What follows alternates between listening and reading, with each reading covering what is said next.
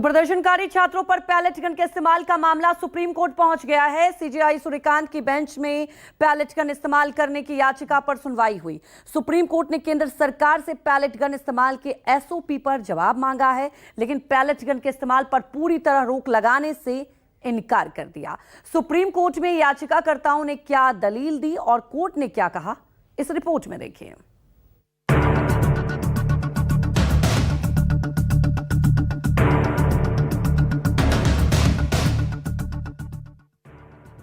आंदोलनकारी छात्रों पर पैलेट गन से फायरिंग का खुलासा उस वक्त हुआ था जब राहुल गांधी इस पीड़ित युवक को सामने लेकर आए थे। तस्वीरें दहलाने वाली। आरोप है कि पैलेट गन की फायरिंग से इस युवक समेत 4 लोग बुरी तरह जख्मी हो गए। सरकार और दिल्ली पुलिस साफ इनकार कर रही है कि पैलेट गन नहीं चलाई गई, लेकिन पुलिस थाने की जनरल डायरी ही झूठ को बेनकाब कर रही है, जिसमें साफ दर्ज है कि 2 राउंड एंटी रॉयट गन से फायरिंग हुई।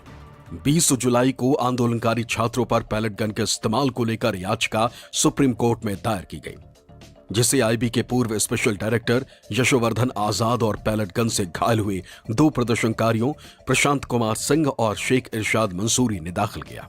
याचिकाकर्ताओं की ओर से सुप्रीम कोर्ट में पैलेट गन के इस्तेमाल पर रोक लगाने की मांग की गई, साथ ही पीड़ितों के समुचित इलाज और मुआवजा देने की मांग भी की गई। याचिकाकर्ताओं की ओर से सीनियर एडवोकेट वृंदा ग्रोवर ने दलीलें रखी। वृंदा ग्रोवर ने कोर्ट को बताया कि प्रदर्शनकारियों पर मेटेलिक पैलेट दागे गए। ये मेटेलिक पैलेट शरीर से बरामद भी हुए। उन्होंने कहा कि पैलेट कई प्रकार के होते, रबर, प्लास्टिक और मेटेलिक, लेकिन इस मामले में मेटेलिक पैलेट का इस्तेमाल किया गया, जबकि दिल्ली पुलिस के एसओपी में रबर बुलेट और प्लास्टिक पैलेट जैसे कम घातक विकल्पों का जिक्र है। हमारी कहना यह है कि ये जो वेपन है, ये क्राउड डिस्पर्सल का वेपन नहीं होना चाहिए। ये एक पीसफुल असेंबली के खिलाफ जब भी इस्तेमाल होगा, ये डिस्प्रपोर्शनेट फोर्स होगी। इसका हार्म और इंजरी, जो नुकसान बॉडी को मिलेगा, उसमें हमेशा ऐसा होगा कि वाइटल ऑर्गन पर। आप देखिए, हम जब पुलिस को ये भी इजाजत है ना कि वो एक बंदूक से बुलेट चला सकती है एक हिंसात्मक भीड़ के खिलाफ, मगर तब भी क्या आदेश देते हैं, आप टांग पर मारिए गोली। ये जो वेपन है, ये इस प्रकार का वेपन है कि इसका जो पैलेट जाएगा, वो कहीं पर भी जाएगा बॉडी में, उसको आप कंट्रोल नहीं कर सकते। इसलिए हम मांग कर रहे हैं कि ये आपकी उसमें होना ही नहीं चाहिए क्राउड डिस्पर्सल के लिए। ये प्रोटेस्ट को मैनेजमेंट करने का वेपन नहीं हो सकता। इस बात पर गौर करने के लिए कोर्ट ने कहा है कि उनको एसओपी चाहिए या कोई रेगुलेशन चाहिए जिसके तहत इसकी इजाजत दी गई है दिल्ली पुलिस को या आरएएफ को। याचिकाकर्ता यशोवर्धन आजाद के मुताबिक पैलेट गन का इस्तेमाल दिल्ली पुलिस नहीं करती, आरएएफ करती, मगर निर्देश उस वक्त तैनात डीसीपी ही देगा। उनके मुताबिक पैलेट गन को नॉन लीथल की कैटेगरी में रखा गया, जबकि इससे नुकसान बहुत ज्यादा होता है। राइट कंट्रोल में हम एक फोर्स ग्रेडेशन में यूज करते हैं कि हम ऐसा यूज करते हैं जो लीथल नहीं हो। और वाकई ये बात सही है कि बैन नहीं किया गया है पैलेट गन को। हम कह रहे हैं इसे आप बैन कीजिए टेक्निकल कारणों से, क्योंकि जब आपका कंट्रोल ट्रिगर पे है, आपका कंट्रोल छर्रे के इस पे नहीं है, डायरेक्शन पे नहीं है, डायरेक्शन पे नहीं है, वो डायरेक्शन में नहीं जाता है। अगर आप किसी एक आदमी को छर्रा मार रहे हैं, हो सकता है किसी और को लग जाए। अगर आप उसके वेस्ट पे कर रहे हैं, हो सकता है उसकी आंख में लग जाए। सीनियर एडवोकेट वृंदा ग्रोवर की दलील पर सुनवाई के दौरान सुप्रीम कोर्ट ने पैलेट गन के इस्तेमाल पर रोक लगाने से इनकार कर दिया, लेकिन कोर्ट ने अहम निर्देश दिए, जिसके मुताबिक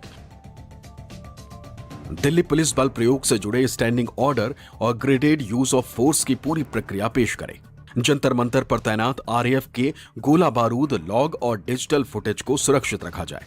दिल्ली सरकार पैलेट गन से घायल लोगों का बेहतर इलाज सुनिश्चित करे। सुप्रीम कोर्ट ने केंद्र सरकार से पैलेट गन का इस्तेमाल की एसओपी और उससे जुड़े नियमों पर विस्तृत जवाब मांगा।